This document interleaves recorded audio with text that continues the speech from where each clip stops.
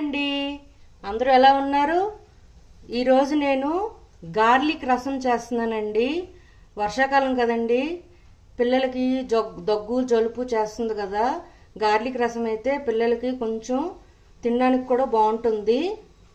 దీనికి కావాల్సింది ఆవాలు 1/2 టేబుల్ స్పూన్, జీలకర్ర 1/2 టేబుల్ స్పూన్, కరివేపాకు 2 రెమ్మలు, కొత్తిమీర కొంచెం, ఎండుమిరపకాయలు 3 ముక్కలుగా తుంచుకున్నాను, ఇంగువ 1/2 టేబుల్ స్పూన్, చింతపండు పులుసు అంటే మనం రసం సరిపినట్టుగా అండి. గార్లిక్ ఒక పెద్ద గార్లిక్ ఒలుచుకొని ఆ రెబ్బల్ని పేస్ట్ చేసుకున్నానండి. వాటర్ సరిపడినంత, ఉప్పు తగినంత.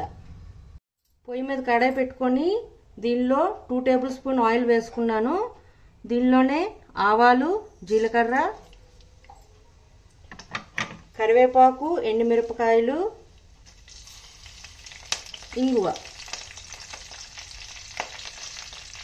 ఇవన్నీ వేసి తాలింపు వేగాక మనం మెత్తగా గ్రైండ్ చేసి పెట్టుకున్న వెల్లుల్లిని వేసేయాలండి. ఈ తాలింపు వేగిన తర్వాత మనం ముందుగా తీసి పెట్టుకున్న చింతపండు రసాన్ని దీంట్లో వేసేద్దామండి. ఈ రసం బాగా మరగాలి. దీనిలోనే పసుపు యాడ్ చేసుకుందాం.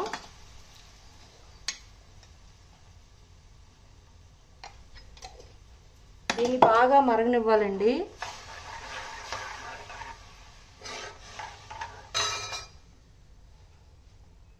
ఇది బాగా మరుగుతుందండి.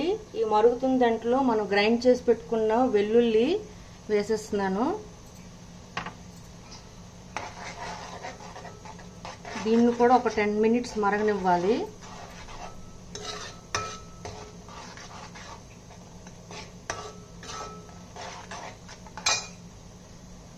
ఇది కూడా మరిగిందండి. ఇప్పుడు దీంట్లో 1/2 లీటర్ దాకా వాటర్ యాడ్ చేసుకోవాలి. దీన్ని బాగా బాయిల్ చేసుకోవాలి. సాల్ట్ కూడా ఇప్పుడే వేసేయాలి. కొత్తిమీర కూడా వేసేస్తున్నాను. ఇది బాగా మరగడం స్టార్ట్ అయితే అప్పుడు సాల్ట్ పులుపు సరిపోయిందో లేదో చూసుకోండి. సరిపోతే చింతపండు జ్యూస్, సాల్ట్ యాడ్ చేసుకోవచ్చు. దీన్ని బాగా బాయిల్ చేసుకోవాలండి. ఇది బాగా బాయిల్ అయిపోయిందండి. ఇప్పుడు గ్యాస్ ఆఫ్ చేసుకొని దీన్ని సర్వింగ్ బౌల్లోకి తీసుకుందాం. చూడండి, వేడి వేడి గార్లిక్ రసం రెడీ. మీకు నచ్చినట్లయితే like, share and subscribe it. Bye.